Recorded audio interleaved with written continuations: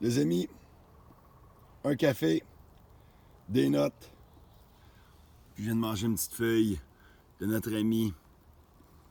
Je ne sais même plus son nom. En tout cas, elle goûte très très bonne comme ses fleurs. Le millepertuis.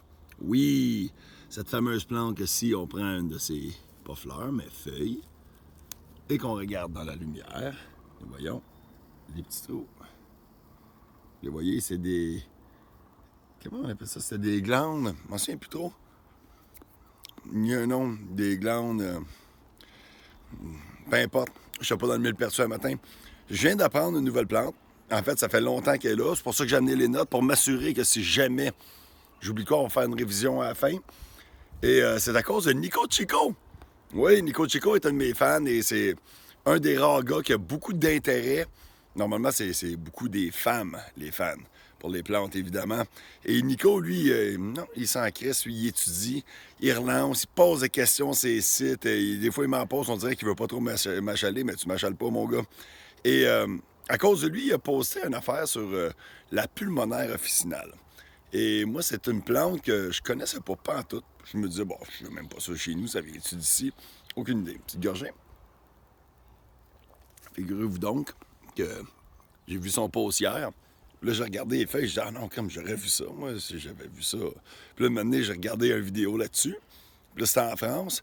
Puis là, quand ils ont montré les fleurs, j'ai fait, ben tabarnak, j'en ai plein chez nous.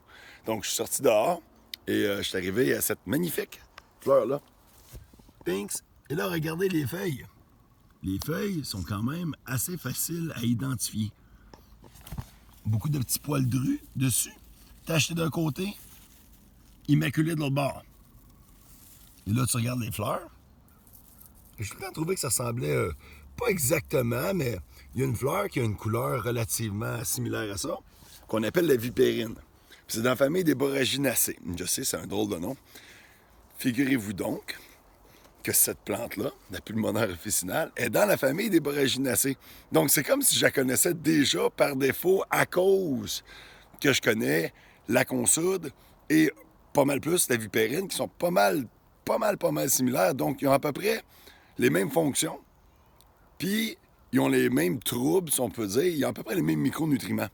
Donc, c'est quand même assez intéressant. Et regardez, ça a tout le temps été une fleur qu'on trouve magnifique au printemps. Et là, j'ai appris que ça se mangeait. Évidemment, on ne mange pas ça à une trop grande dose. Ceux qui connaissent justement quelques fleurs de cette famille des borraginacées, comme la consoude et la vipérine, on sait que c'est une plante qui possède des alcaloïdes pyrrolizidiniques. Alcaloïdes pyrrolizidiniques. On sait que c'est pas bon pour le foie. Comme le tusilage, qui est une autre plante qui en possède quand même beaucoup. Mais ça a l'air que la vipérine et la consoude en possèdent encore plus. Donc, elle est proscrite pour l'usage interne. Cependant, celle-ci, pour moi, a peut-être moins d'alcaloïdes. Ils disent de pas trop en prendre, évidemment, mais on peut la manger, puis il ne semble pas avoir vraiment de contre-indication, à part le fait qu'on sait que ça possède des alcaloïdes qui peuvent être nocifs si pris trop régulièrement sur une trop longue période. Donc, on garde ça en tête. Mais sinon, c'est une plante qui est quand même très nutritive et elle a beaucoup de propriétés, évidemment. On dit pulmonaire, donc elle a des propriétés mucolytiques expectorantes. Mucolytique, ça veut dire que ça liquéfie, ça fluidifie les muqueuses dans les poumons. Ça possède aussi des saponines. Les saponines, ça a l'air que c'est ça qui favorise l'expectoration. Ça a l'air. De plus, quand je parle de nutritive, c'est une plante, puis regardez, elle commence comme ça.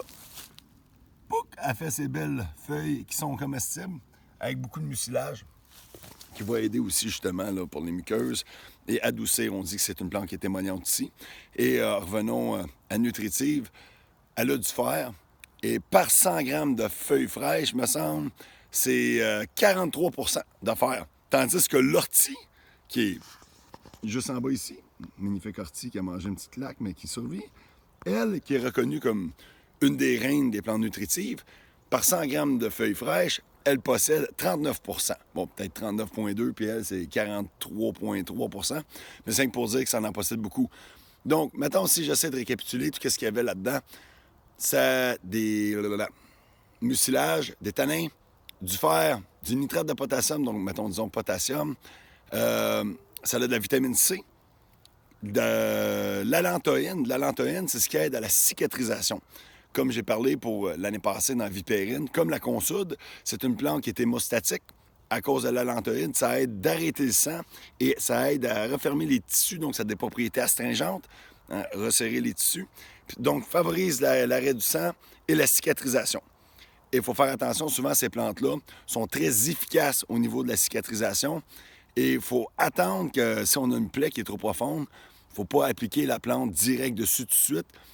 Par mégarde, on pourrait faire une cicatrisation trop hâtive, tellement que c'est fort, justement à cause que ça possède de l'allantoïne. Et ça pourrait refermer la plaie par-dessus au niveau de la peau, mais pas en dessous. Et là, ça peut amener des complications. Donc, il faut faire attention. Fait que là, je t'ai rendu où? Hein? T'as une nouvelle plante. Mais c'est ça, l'avantage que j'ai eu, c'est à cause que je connaissais le Boraginaceae. Et on savait que déjà là, il y avait des propriétés quand même très similaires. Donc, j'ai dit expectorante, mucolytique, nutritive, diurétique, sudorifique, quoi d'autre? Émolliente, astringente.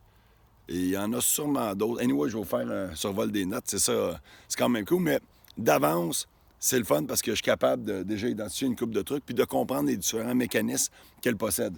La petite fleur est belle et elle se mange en salade. Regardez les deux couleurs. C'est une belle façon de l'identifier. Même chose pour les feuilles. Très facile à identifier. Et on dit qu'on peut les prendre pour épaissir les soupes. Parce qu'elles possèdent, justement, un bon apport en mucilage. Ce qui donne vraiment le petit côté émollient et un petit côté mucolytique, ça je peux dire, là, ça aide à l'expectoration. Elle a les petites feuilles qui sont très poilues. Ça fait partie des clés d'identification, ainsi que les poumons dans la théorie des signatures. Ça a l'air que des poumons, ils ont des taches dessus quand il y a des maladies. Et c'est pour ça qu'on avait entrevu qu'elle était bonne pour nous. Donc, ça se mange en salade. On peut les mettre en soupe pour épaissir nos sauces ou nos soupes. Écoute, c'est pas la meilleure feuille à manger à cause des poils. Elle crunch, puis elle est très douce. D'où son côté probablement émollient. Donc, ça fait un peu le tour. Il y a de l'acide chlorogénique aussi là-dedans. L'acide chlorogénique, c'est un antioxydant qui est puissant, qui aide à faire maigrir, mais surtout qui est bon pour les inflammations. Donc, elle a des propriétés au niveau des poumons. Comme je disais, elle va fluidifier les muqueuses, ça va aider à l'expectoration. Fait que les toux, les bronchites, ces affaires-là, ça peut être très bon. On peut en faire des teintures mères, on peut en faire en tisane, on peut la manger. Après ça, elle est bonne pour la digestion. Elle est bonne aussi pour les reins. Les reins, elle va aider contre des calculs rénaux. Et aussi, c'était quoi? C'était la miction. Ça veut dire l'évacuation, comme diurétique. Fait que c'est bon pour les troubles de la miction. Fait que ça, c'est quand tu as de la misère à l'épicer. Donc, on avait commencé avec le petit millepertuis de même, Nowhere, qui goûte très bon d'ailleurs, ça a un petit goût d'agrumes, pour finalement faire la vidéo sur notre ami la pulmonaire. Merci encore à Nico Chico de m'avoir, avec tes photos, puis avec ton questionnement, m'avoir fait moi-même poser des questions, puis pour finalement réaliser que cette magnifique fleur bleu-mauve que je vois chaque printemps chez nous, d'un première fleur en plus, est une plante que je connaissais en partie à cause que je connaissais la vipérine et la consoude. Donc, on va aller faire le tour des notes pour voir si j'étais un bon élève un matin, puis si je me suis souvenu à peu près des grandes lignes directrices, puis qu'est-ce que je me suis pas souvenu. Donc, la pulmonaire, elle contient des mucilages, des tanins, alcaloïdes, pyrrolizidiniques, des saponines, qui est bon pour l'activité expectorante, la lantoïne qui aide à la cicatrisation. Là, il y a des flavonoïdes. Il y a l'acide chlorogénique, antioxydant puissant, qui réduit l'inflammation. Vitamine C, nitrate de potassium contient beaucoup de fer plus que d'ortie. Et je me souviens des numéros, l'ortie en a 39%, 39%, tandis que la pulmonaire en a 43% par 100 grammes. Propriété expectorante, hémostatique, cicatrisante, sudorifique, diuréfique, astringente, vulnéraire, ça vient avec la cicatrisation, émolliente et mucolytique. Serait bonne pour les poumons, digestive, reins, calculs rénaux, troubles de la miction. Tabarnak, j'ai nailé. J'ai presque 100%. Je me suis un peu mélangé, là. Je passais du coq à l'âne, mais somme toute, je suis bien content. Donc, une autre plante à mettre sous ma cravate dans ma poche. Nico Chico, merci beaucoup. Et encore une fois, quand je donnais des cours d'arts martiaux, souvent j'expliquais au monde que même une ceinture blanche peut t'apprendre des choses. ce soit par mégarde ou par simple. J'ai une plante dans la gorge, ça pique. Ou tout simplement d'avoir l'esprit ouvert. Que oui, moi j'ai enseigné des arts martiaux pendant à peu près 10 ans, peut-être un peu plus. Puis j'étais tout le temps ouvert à voir ce que l'autre faisait tout croche, qui pouvait m'enseigner de quoi, ou de quoi qu'il faisait que j'avais pas vu ou entrevu ou compris. Même sur une ceinture blanche, tu peux apprendre. Et là, dans ce cas-ci, Nico Chico est clairement pas une ceinture blanche implante. Il s'y intéresse beaucoup, il pose beaucoup de questions. Et par ces questions, moi j'ai appris de quoi. Donc, c'est ça qui est écœurant. On finira jamais. De plus, c'est une plante que je me suis dit l'année passée, cette année. Une année, je vais m'asseoir avec toi, puis je vais te regarder. Puis j'avais jamais vu ces magnifiques petites feuilles tachetées, qui est un peu comme l'érythrone d'Amérique. Elle a son design unique à elle. En plus d'avoir des fleurs qui sont magnifiques, qui décorent les salades et qui ont un côté nutritif intéressant. Mais je vous rappelle, on ne la prend pas en trop grande quantité, car comme ses cousines, la consoude et la vipérine, elle possède des alcaloïdes pyrrolizidiniques qui, pris en trop grande quantité sur trop longtemps, vient à s'attaquer à notre foie qui va devenir trop fibreux et pourrait causer la maladie véno-occlusive hépatique, si je me souviens bien. Restez sauvage, Ben Cormier qui vous dit on apprend ensemble, on apprend de tout le monde. Soyez pas prétentieux, votre connaissance agrandit pas mal plus quand tu ouvres tes horizons avec les autres. Tout le monde ensemble, ça fait une connaissance collective beaucoup plus grande. Donc, restez sauvage et pulmonaire vent vôtre. Je respire à plein poumon pendant que le char vient de passer et faire lever la poussière sur le bord de la route. Je vais me faire une infusion de pulmonaire, coudon.